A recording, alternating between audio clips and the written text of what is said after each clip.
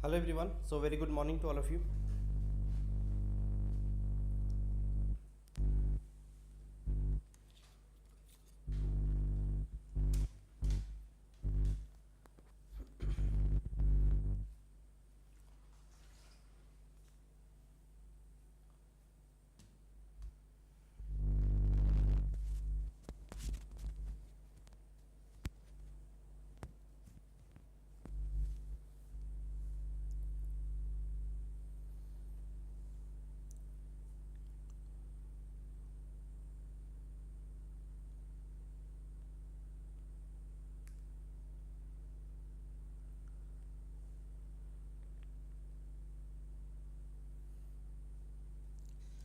So very good morning.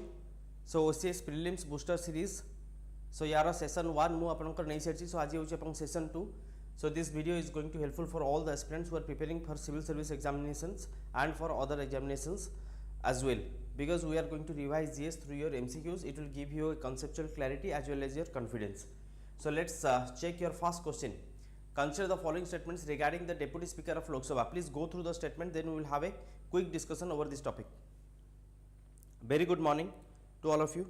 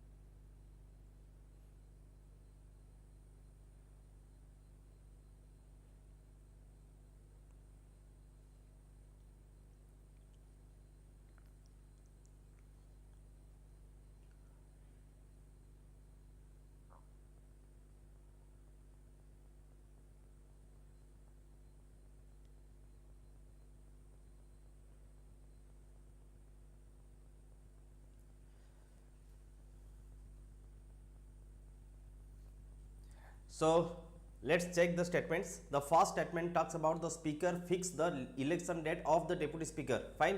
So this statement is correct or not? So basically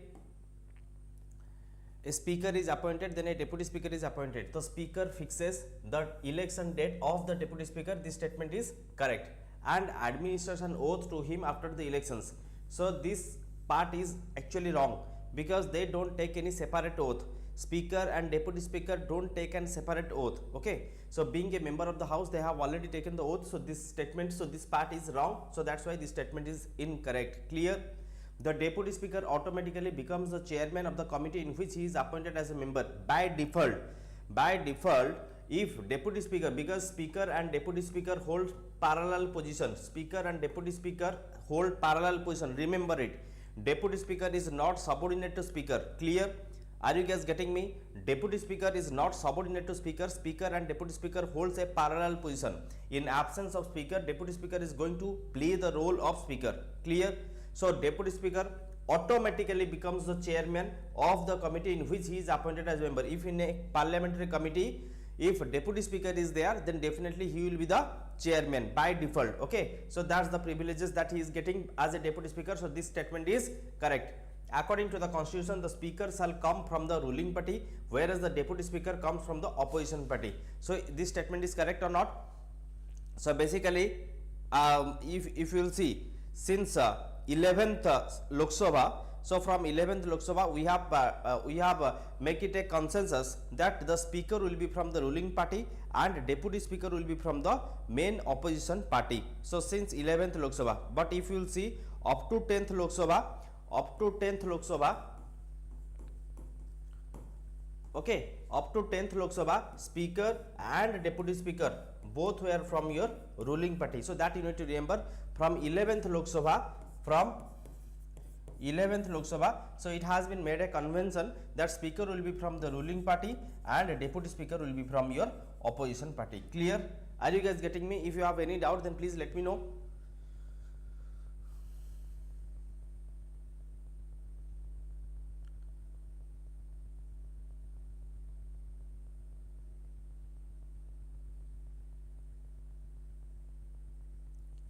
Clear?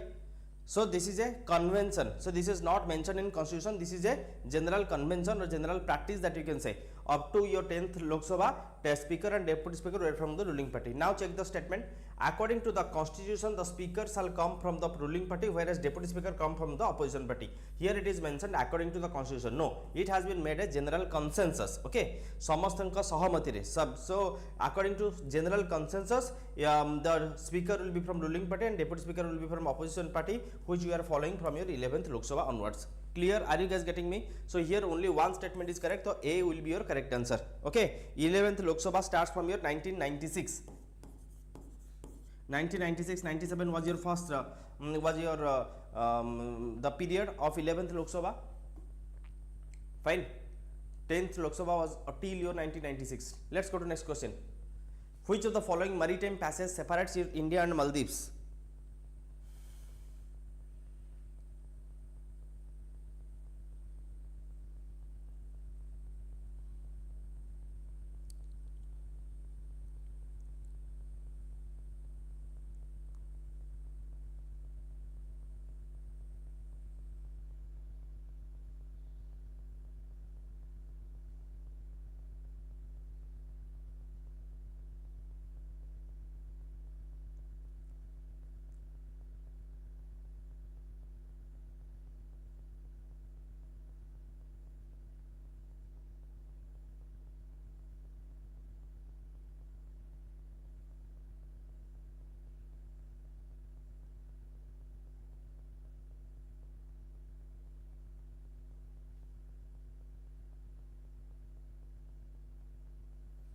So this is the easy question. Which of the following maritime passes separates your India and Maldives? I have given you the picture. You can go through it. So basically, you see, this is your India and this is your Maldives, right? India and Maldives are separated by 8-degree channel. You can see. So correct answer will be your 8-degree channel. So A will be your correct answer. You can see 9-degree. So 9-degree is basically the channel that separates your Lakshadweep from your Minicoy, right? So Minicoy and Lakshadweep are getting separated by 9-degree channel. Similarly, Andaman and Kar Islands are getting separated by your 10-degree channel. I hope you people are well aware about all these things.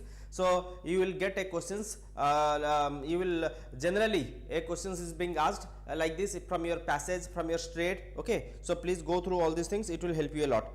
And Great Andaman and Little Andaman are separated by your Duncan Passage. Am I right? So Great Andaman and Little Andaman are separated by your Duncan Passage. Let's go to next question. It was your easy question, so A will be your correct answer here. Next one.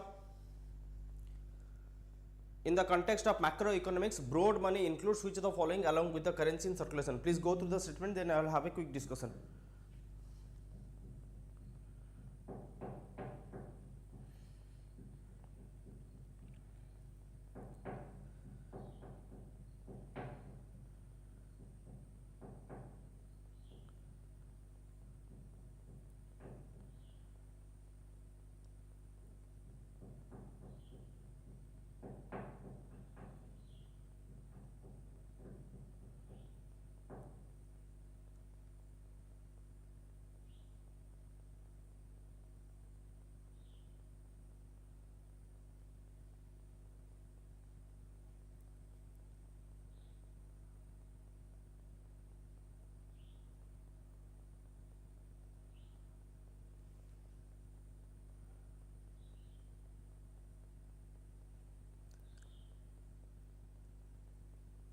Yeah, very good morning to all of you.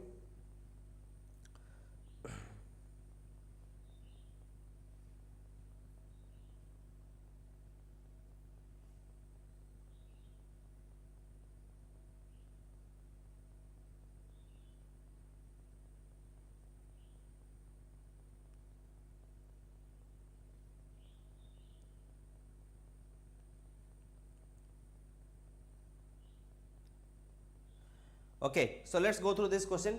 So you people are well aware about your broad money, reserve money, narrow money, right? So what is your broad money? What is your broad money? Broad money is nothing but the narrow money along with the time deposits that are held in your bank, commercial banks and your post office. Am I right? This is the simple definition of broad money. Broad money is nothing but the narrow money plus time deposits that are held in your commercial banks and the post offices. Okay, fine. Then what is narrow money? Narrow money, again, it has two components. Narrow money has again two components. Please write down. So narrow money is equal to, so narrow money, what is narrow money? So that is the currency in circulation, along with your demand deposits,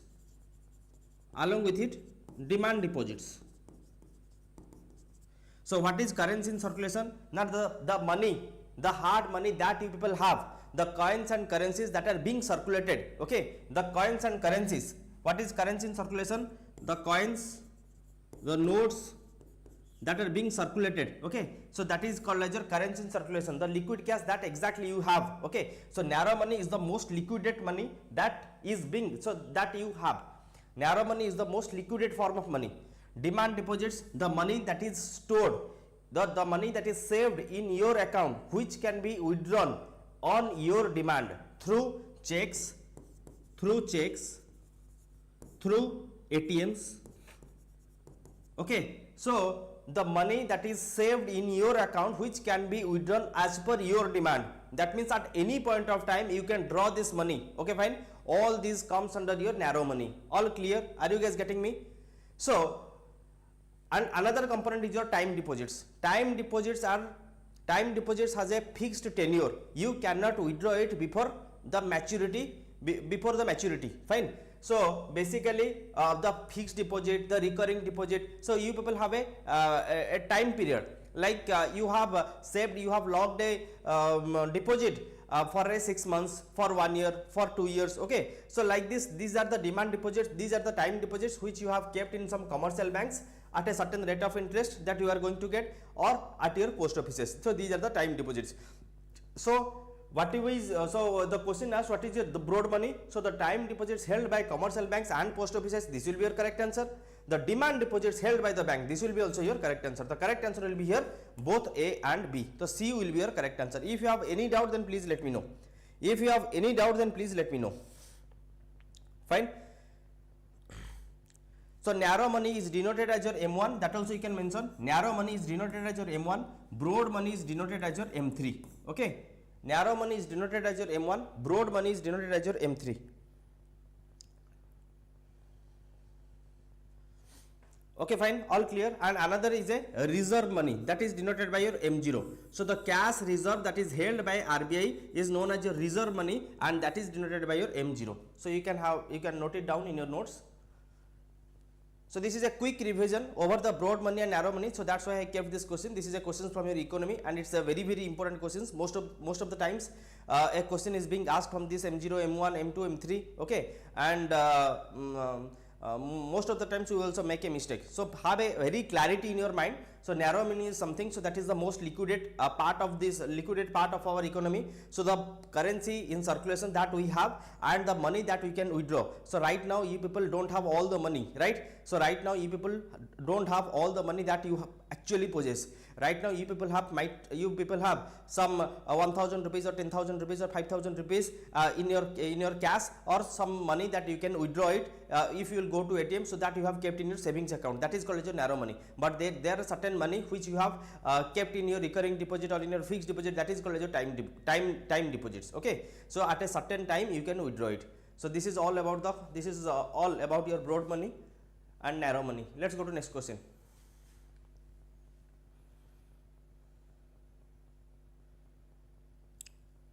All clear? If you people have any doubt, then please let me know.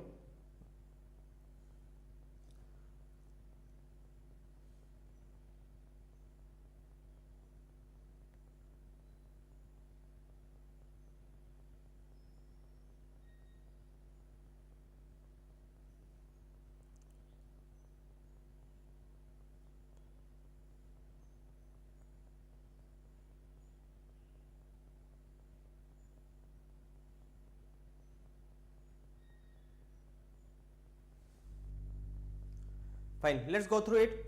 Consider the statements regarding the treasury bills. So again an important questions, many times in UPS also there are questions related to treasury bills. They are zero coupon securities that are issued at a discount and redeemed in a face value at maturity. This statement is absolutely correct. Am I right? So treasury bill is something so which are basically issued to meet your short term crisis, so that government can have fund. It is basically issued for very short term. Okay, so they are long term debt instruments issued for maturities of more than 364 days. This is absolutely wrong, right? This is absolutely wrong. So first of all, it is a short term debt instruments. So it is a short term debt instruments issued for maturities for your 91 days, for your 182 days, or for your 364 days. 91 into 2, 182 into 2. Okay, so for the 91 days, that's your 3 months. For your 182 days for 6 months, or for less than your 1 year. Okay, so it's not your 365, it's your 364. Please remember this. This is very important one. This is very important one. So basically treasury bills. So treasury bills are short term receipt expenditure, that you should remember. These are short term receipt expenditure. So these are issued to address short term receipt expenditure. Whenever you have shortage, so for very short term we are issuing treasury bills. So treasury bills are zero coupon securities, means if you are getting a treasury bills of 1000 rupees, okay, so then you will get it at a discounted price of 985, and at your maturity you will withdraw it this amount of 1000 rupees. Are you guys getting? So this difference amount is your profit. Is this thing clear? So the differential amount 15 rupees is your profit. If you are going to buy the treasury bills of 1000 rupees or value of voucher of 1000 rupees, then you will get it at a discounted price. So that's it. So they are zero coupon securities that are issued at a discount rate. Okay, so that means 1000 treasury value or 1000 treasury voucher, you have purchased it at the cost of only rupees 985, and you can redeem it in the face value. What is the face value of this treasury bill? That's your 1000 rupees. Is it clear? So at maturity you are going to get this 1000 rupees. Okay, so this is all about this treasury bill. So that's why it is called as a zero coupon securities, means you are purchasing a 1000 rupees voucher in today's date, which you are going to redeem it after 91 days, or after 182 days, or after 364 days. Is this clear? So which of the following statement is correct? The answer will be your only one. A will be your correct answer. If you have any doubt, then please let me know. Clear? Are you guys getting me?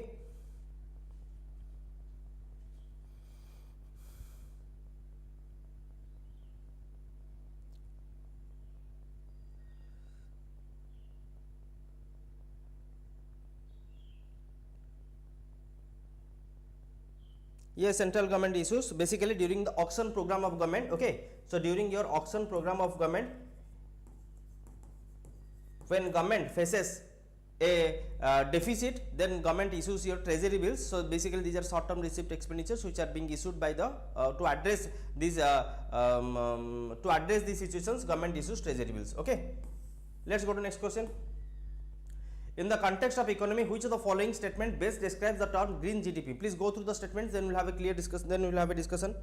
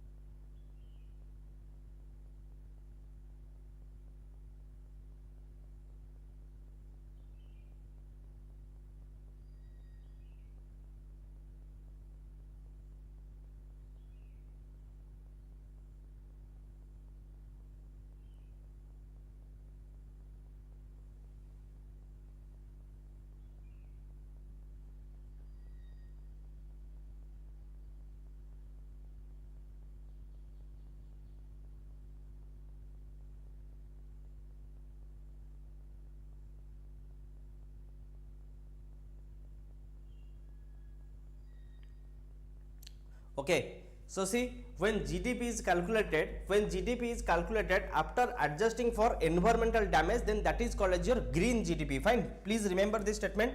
So when GDP is calculated after adjusting for environmental damage, then that is called as your green GDP. So in green GDP, so basically when our economic development and natural degradation goes parallelly, right, it goes hand in hand, that you can say. So development and degradation, development and environmental degradation goes parallelly. So when you are having some industries, when you are establishing industries, then you are depleting natural resources, then you are degrading the natural resources, and that part, so the amount of natural resources that we are degrading or we are depleting, okay, so that also is taken in, when that is also taken into consideration, then that is called your green GDP. So basically we have to compensate it as well, okay. So that's the definition of your green GDP. So in green GDP, that you can remember, so the environmental damage factor is also taken into considerations. All clear? Apart from your monetary valuation, apart from the physical value or the assets that we are creating, so the environmental degradations is also taken into consideration, so that is also getting adjusted. When that is adjusted, then that is called as your green GDP. Clear? It's your easy one, please remember it. Done? Any doubt? If you have any doubt, then please let me know. Clear? Can we get to the next question? Fine. Then a question from your current affairs, please go through it.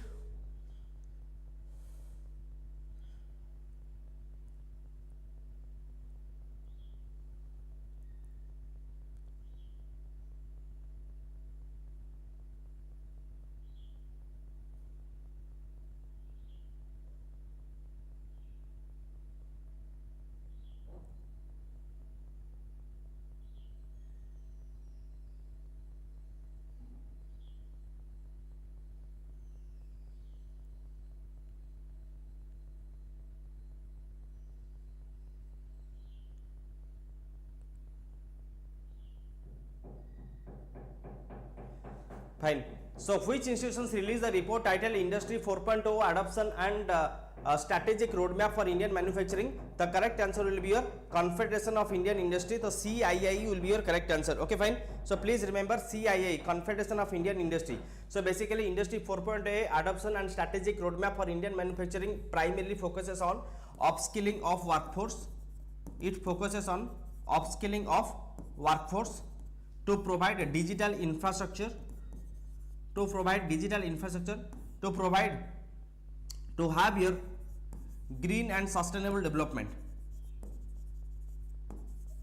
So to integrate the technology that we have, okay, so to integrate the technology, electronics that we have already developed to with to interact it with the physical world, so that our production systems can be smart, it can be efficient, and energy can be conserved. So that is the primary aim. So that's why Industry 4.0 Adoption Strategic Roadmap of Indian Manufacturing has been recently released by Confederation of Indian Industry. So D will be your correct answer. Fine. So this is a question on your current affairs. Let's go to next question.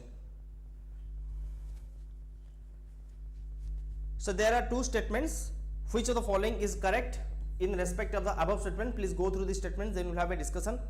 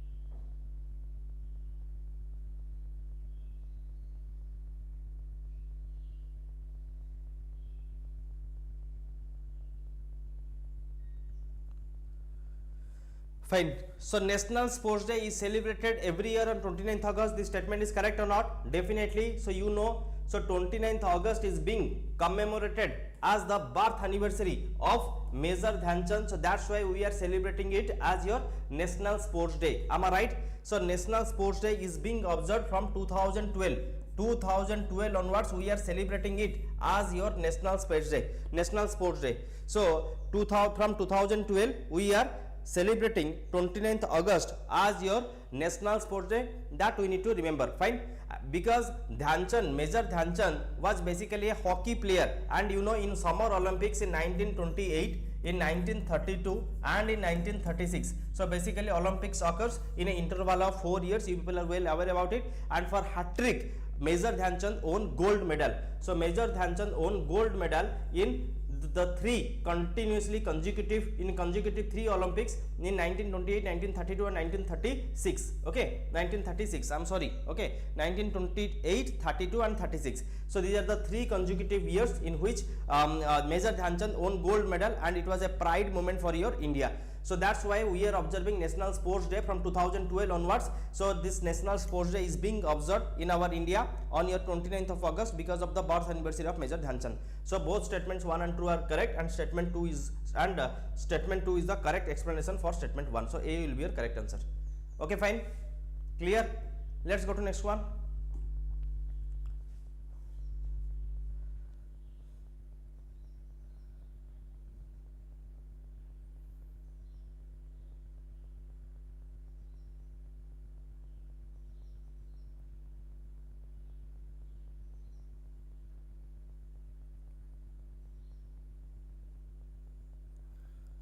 Okay, from next session I will number the questions, please don't worry.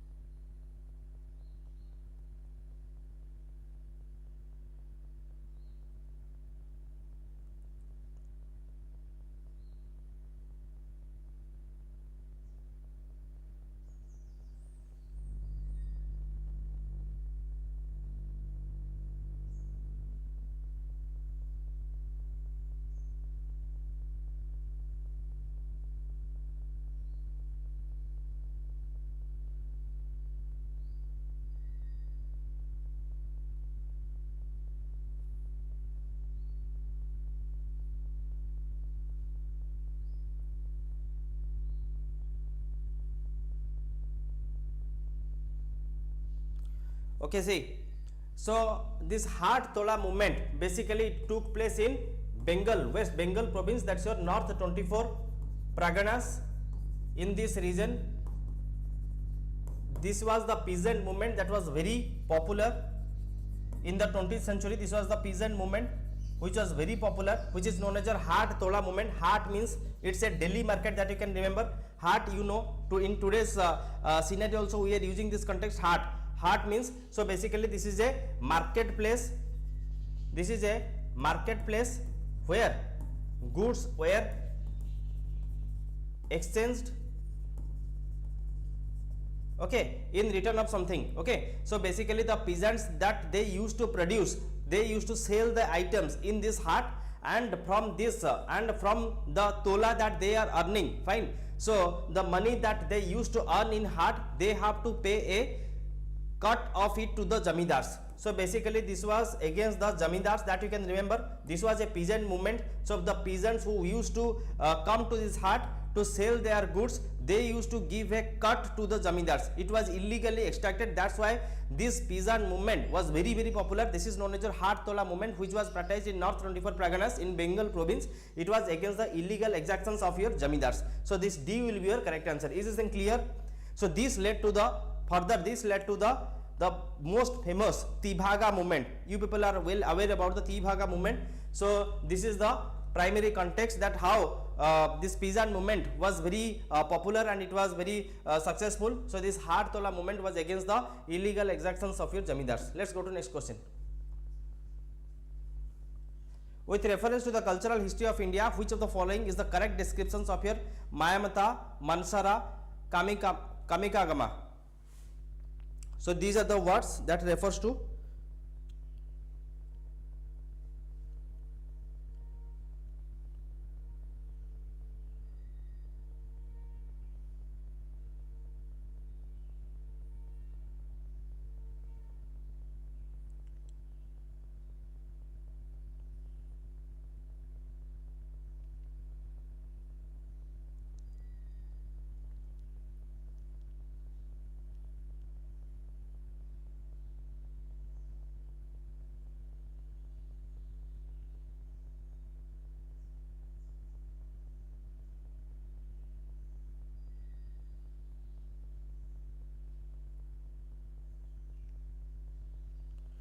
So if you will go through the questions, if you will primarily go through the UPSC questions, you will find such type of questions. They are giving such words from ancient textbooks, okay, and they are referring it, these words refers to, right, like this. You will always see a questions in UPSC, okay. So whenever you are coming across such words, such terms, please have a note in your notebook, so that it will help you a lot for a quick revisions later on. So Mayamata, Mansara and Kamikagama, basically these are the canonical text detailing the architectural and sculptural norms for temples and other structures. You know our Indian temple. So in our Indian temple architecture is basically divided into 3 styles of temple architecture. That's your Nagara style of temple architecture, Besara style of temple architecture, and the third one is your Dravida style of temple architecture, right? You people are well aware about all this temple architecture.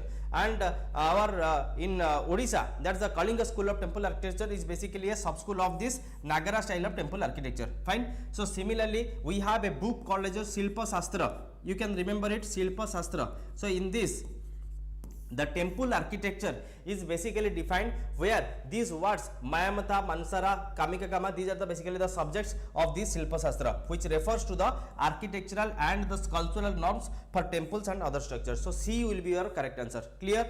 Are you guys getting me? The presiding deities and the caste, the differentiation from the point of view of steps, the geographical distributions of the temple, all these are mentioned in these subjects. Let's go to next one. Jharoka Darshan, very famous one. Jharoka Darshan was an innovation of Akbar. It was basically, please go through the statements and I'll have a quick discussion. Jharoka Darshan.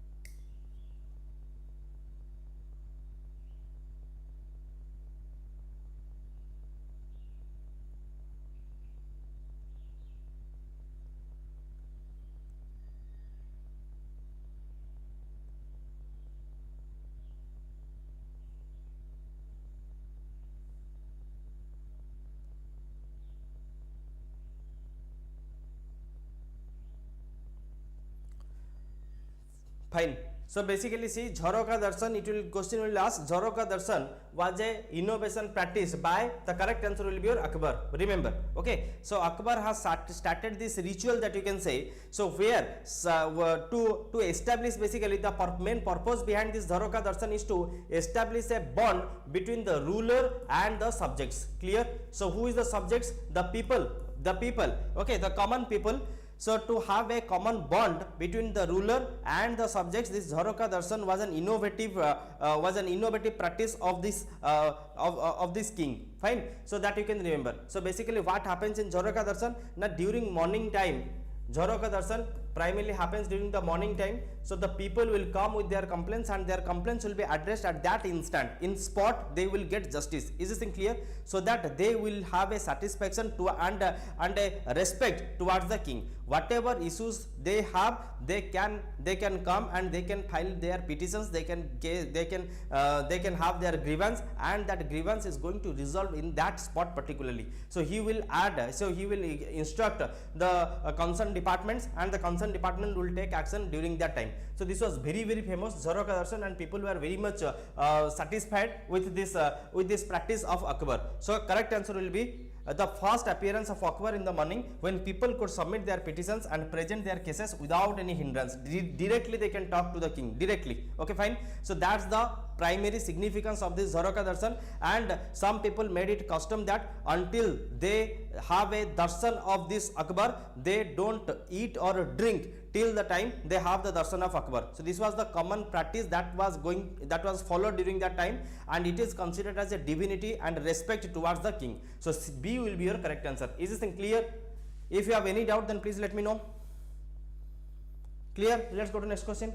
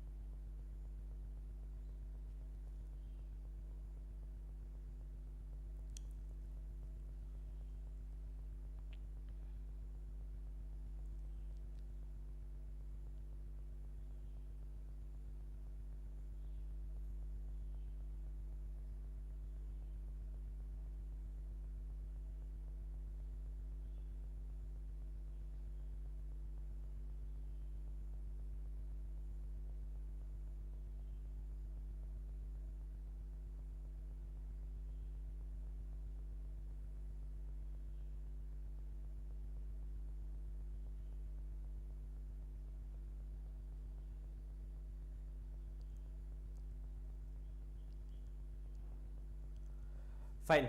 So see, so in our India, when non-cooperation movement was prevalent, then at that time, to give effect to this non-cooperation movement, many such associations emerged up in our India, and one of them is All India Spinners Association, which primarily promotes your khadi and hand spinning, so that foreign items can be boycotted. Okay, fine. So to boycott foreign items, so All India Spinners Association primarily focuses on khadi and hand spinning, so that it will give employment, and at the same time we can boycott foreign items as well. So for that reason, so All India Spinners Association or Charakha Sangha was founded in 1925 at your Patna. So C will be your correct answer. Clear? So C will be a correct answer. Later on, All India Spinners Association came up with its various localized centers in various parts of our India as well, but the first one in 1925, it was established at your Patna. Patna is in your Bihar. Okay, so Patna is in your Bihar. So where the first All India Spinners Association by Charakha Sangha was established. Clear? C will be a correct answer. Let's go to next question. With reference to Harsha's administration, the term Simananda was used for?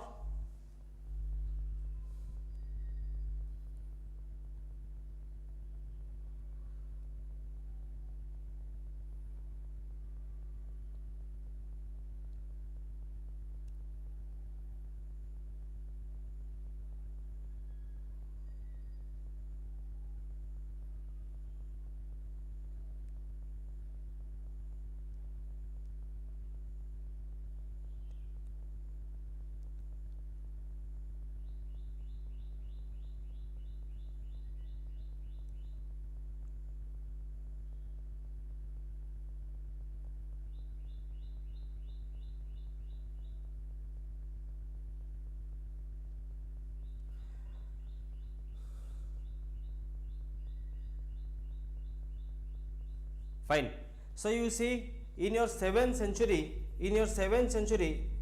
Harshavardhana was a very popular king, right? During that time, Harshavardhana was a very popular king that time, and its administration is quite similar to that of your Guptas. Okay, so he used to have a council of ministers.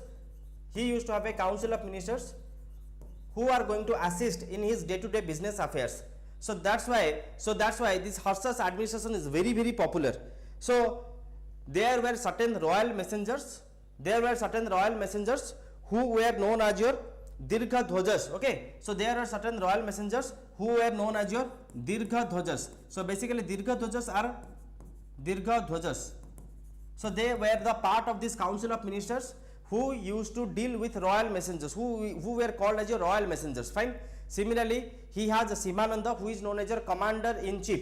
Who is known as your commander in chief? So B will be your correct answers here. Similarly, we have a chief cavalry officer who is known as your chief cavalry officer is known as your Kuntala, that you can write it down. Similarly, keeper of records who is known as your Banu, B-A-N-U, Banu. Fine. So we have certain council of ministers in Harshavardhana's empire, which is quite similar to that of your Gupta's administration. Harsha used to be very popular monarch during that time in your 7th century. Okay, so Dirgha Dhwajas were royal messengers. Commander in chief were known as your Simananda. Chief cavalry officer is your Kuntala. Keeper of records is your Banu. So these are the some terms that are specified in your NCERT textbooks. Please remember these names. Most of the times these are the questions that are getting asked in your exams, and our civil service examination is quite similar to that of your UPSC. So they are directly taking the questions from UPSC. So UPSC has a very keen interest to ask questions on these topics. Let's go to next question.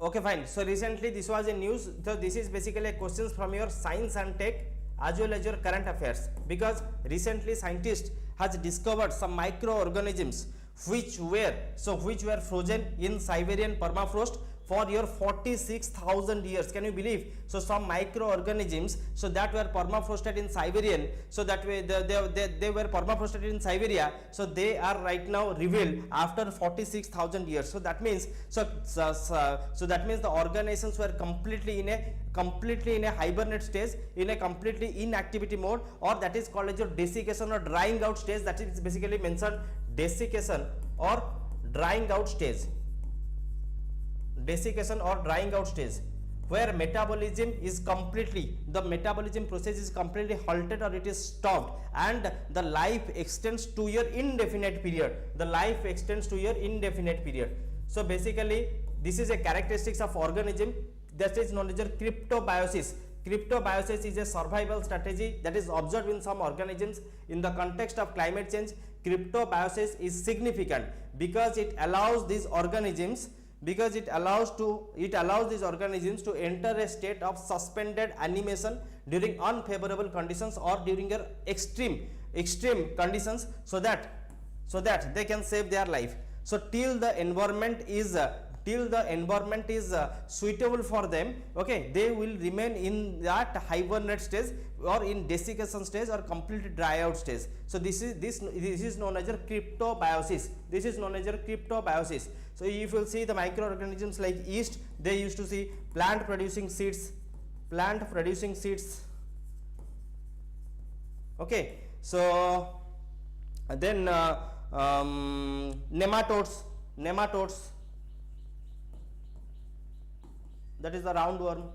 Okay, so these are certain organisms that shows cryptobiosis. They will remain in hibernate stage for indefinite period till the environment is suitable for them. So recently scientists has discovered some microorganisms which came back after 46,000 years. Fine. So that means they have indefinite period of life. They will stop their metabolism like anything. Okay. So they will stop reproduction, they will stop breathing out, losing your water, like everything. All metabolic functions will be stopped, will be halted for indefinite period. Let's go to next question. The term BOMA technique was recently seen in the news. It is the term BOMA technique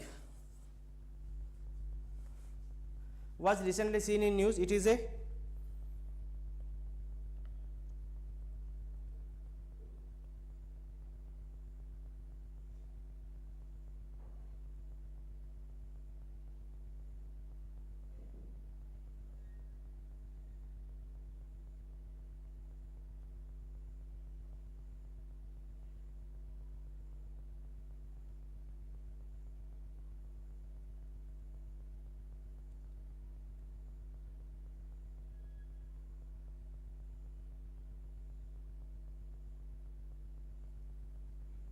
okay, fine. So basically this is a management practice. BOMA technique is nothing but this is a management practice that is followed in Palamu Tiger Reserve. Palamu Tiger Reserve is located in anyone? Palamu Tiger Reserve is located in, the correct answer will be your Jharkhand. Fine. So basically BOMA means a group of animals, that is basically a herd. BOMA means, so it is a group of animals. So when group of animals are getting separated in a funnel like shape, where grass is provided, their food is provided, and completely the herd of animals are getting separated. Fine. So that a group of animals can be transported from one place to another. So this management technique is known as the BOMA technique, which is practiced in Palamu Tiger Reserve. So here correct answer will be your animal capturing method. So B will be your correct answer. Clear? Fine. So this was in news, so that's why this question may be asked. So animal capturing method. So B will be your correct answer. Let's go to next question. In the context of wildlife India, the term Kumki refers to the again a questions from environment and ecology and current affairs along with your environment and ecology. So that means these are the contemporary topics of environment ecology. Are you guys getting me?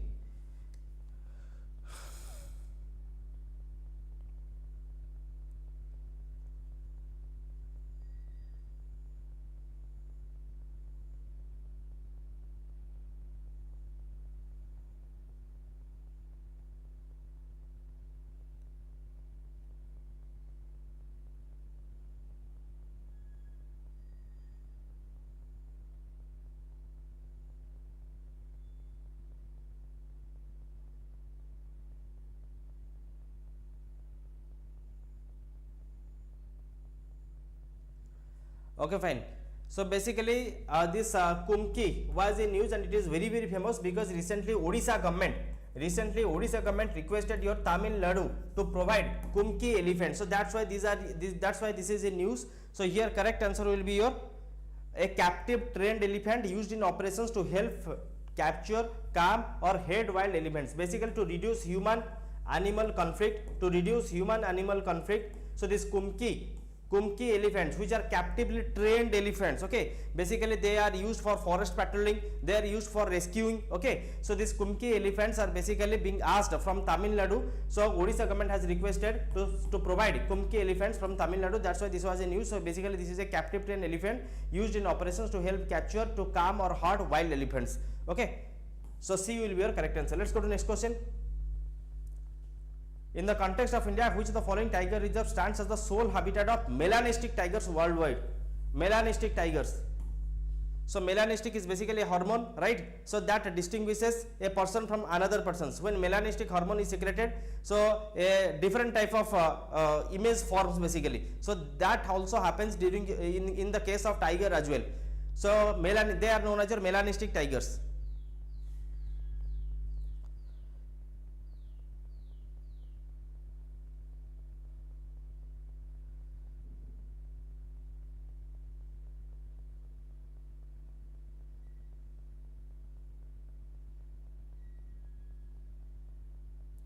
So correct answer will be your Similipal Tiger Reserve, because recently Odisha government has announced to have a melanistic tiger reserve which is the first in our country, okay, which is first in our country, that you need to remember. The melanistic tiger reserve is going to be established in Simlipal Tiger Reserve.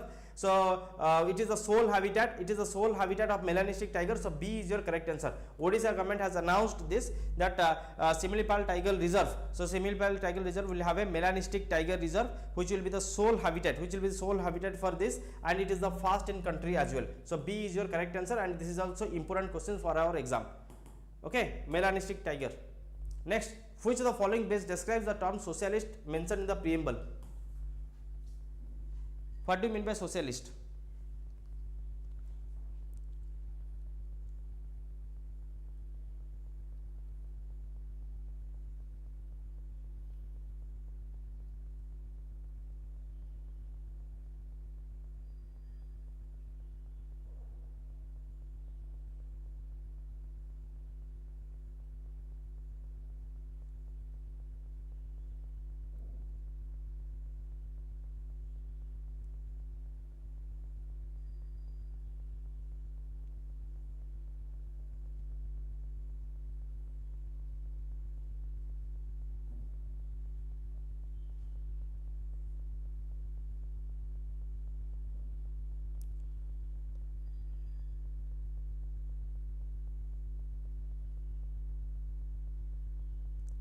So this is a tricky questions. Basically, you people are well aware about the concept of socialism, capitalism, right?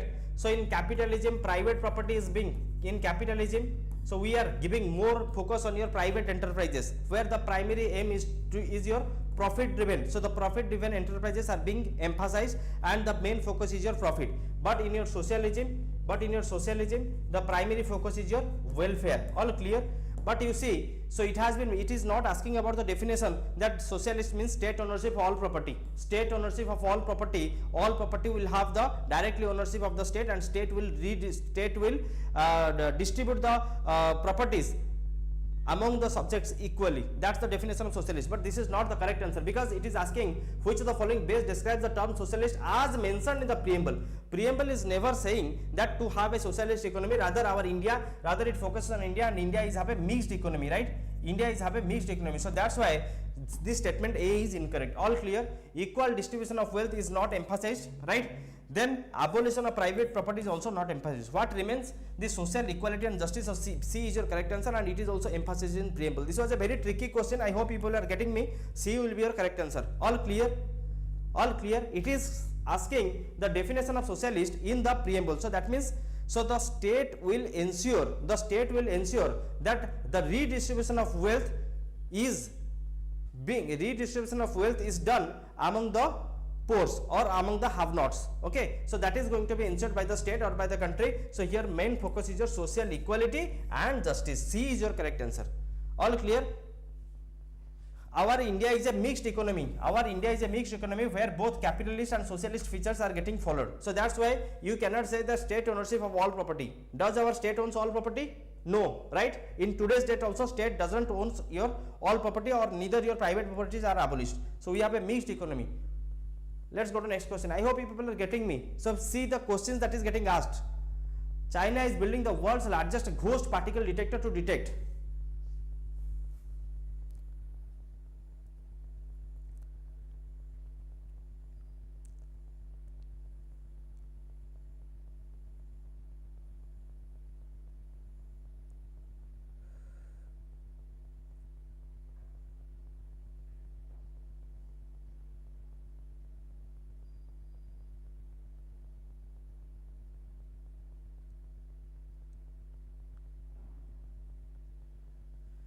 Fine. So China is building the world's largest ghost particle detector to detect neutrinos. So which is known as, the device is known as your Trident.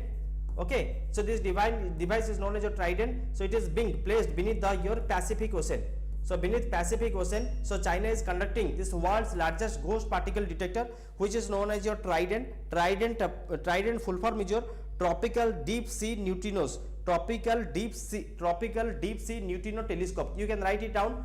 Tropical Deep Sea Neutrino Telescope. So it identifies your neutrinos. So C will be your correct answer. We don't have time. Let's go to next question. So this will be your last question. Tartazine, Carmocene, sunset yellow and rhodamine B. These are most likely to be found in which of the following? Correct answer will be your, basically these are all your food coloring agents. Okay, so let me tell you because we don't have a time. So tartrazine, carmocene, sunset yellow, rhodamine B. So basically these are your food colorings and you will find in your cosmetics. So B will be your correct answer. Clear? So please remember these names. This is an important question also. It was also in news. So do remember this question. So according to your FSSAI, Food Safety and Standard Authority of India, no coloring matter should be added. No coloring matter should be added as specified in your FSSAI guidelines. Okay. So these are the permitted synthetic color. There are certain permitted synthetic coloring agents that needs to be followed, and rest of the things are banned by FSSAI. So to prevent your food hazard or food poisoning. So that's why FSSAI is regulating all these things. Next question, see, with reference to hemophilia, consider the following statements.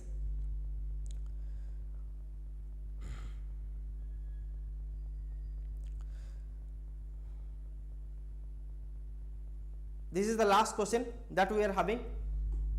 Okay, this is the last question.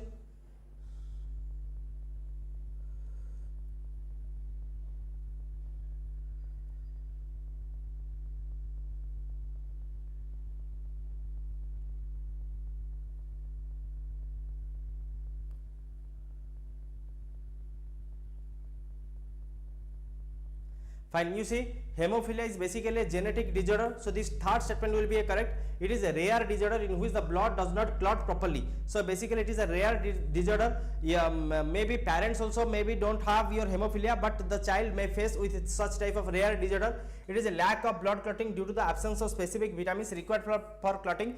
2 is incorrect. The correct answer will be your only 2 statements are correct. So basically hemophilia is a type of your genetic disorder, so which is primarily caused due to missing or defective factor of 7. That's a primarily genetic disorder or a gene based you can say it is a defective factor of your F8. Okay, so basically it's not due to absence of specific vitamins required for clotting. It is a genetic disorder, that's for which we are facing with your hemophilia. So here statement 1 and 3 will be correct, so only 2 will be your correct answer. Clear?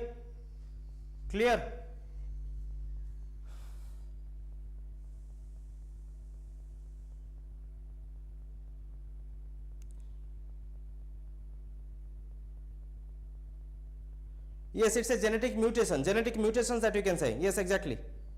It's a genetic mutational disorder that you can say. So that's why I am saying that hemophilia is a genetic disorder, and basically if you will see a person who is suffering from hemophilia, he will bleed for a longer time than a normal member. He will bleed for a longer time.